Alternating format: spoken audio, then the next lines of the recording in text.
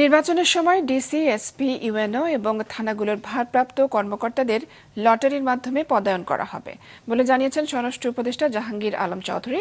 দুপুরে সচিবালয়ে নির্বাচন নিয়ে আইনশৃঙ্খলা বাহিনীর বিভিন্ন কর্মপরিকল্পনা প্রণয়ন বিষয়ক বৈঠক শেষে গণমাধ্যম কর্মীদের একথা বলেন তিনি। উপদেষ্টা বলেন, নির্বাচন কমিশন থেকে তফসিল ঘোষণার আগেই প্রশাসনের বিভিন্ন স্তরে এই রদবদলের কাজ সম্পন্ন করা হবে।